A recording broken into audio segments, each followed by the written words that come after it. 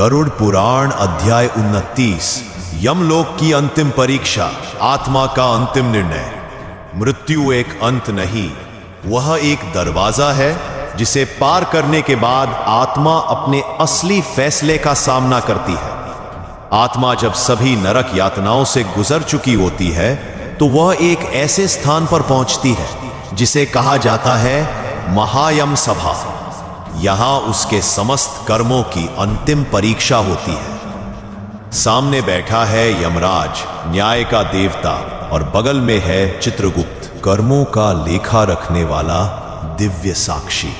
यह वह स्थान है जहां कोई छल नहीं चलता, जहां आत्मा की हर एक इच्छा, हर पाप और हर पुण्य एक दिव्य लेखा में दर्ज होता है।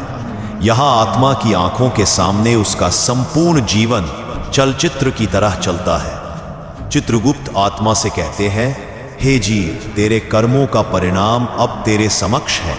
देख, तूने कहा धर्म किया, कहा अधर्म, और अब तुझे निर्णय सुनाया जाएगा।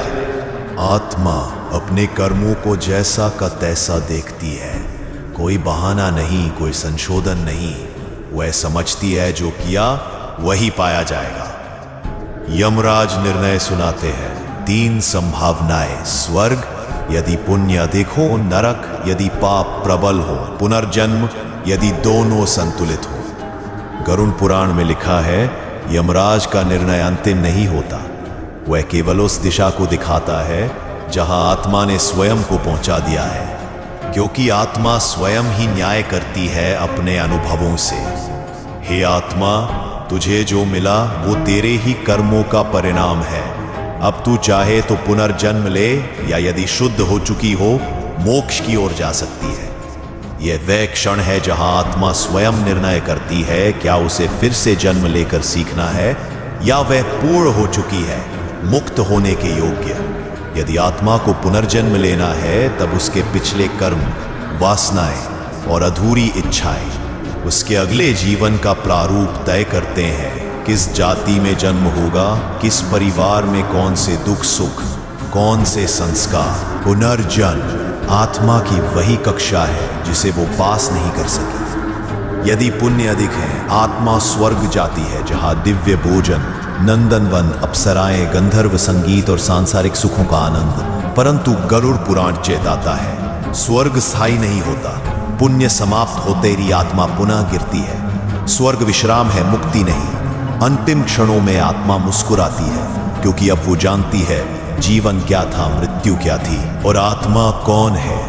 वो पीछे देखती है और कहती है, हे जगत, मैंने अब तुम्हें समझ लिया है। अब मैं कहीं और जा रही हूं जहां केवल सत्य है। जब आत्मा मोह से मुक्त होती है, अहंकार से दूर होती है, पूर्णतः शांत, स्थिर और निर्विमान होती है, तभी वह मोक्ष की पात्र बनती है। फिर उसे भगवान विष्णु का आदेश मिलता है, हे आत्मा, तू अब इस जगत के बंधन से मुक्त है। अब तू मेरे लोक में आ सकती है, जहां न जन्म है न मृत्यु, केवल शांति है। हम सब आत्मा है जो किसी दिन इसी यम सभा में खड़े होंगे। तो क्यों ना आज से ही अपने कर्म ऐसे करें कि चित्रगुप्त मुस्कुराएं, यमराज आदर करें और अंत में भगवान विष्णु स्वयं बुलाएं।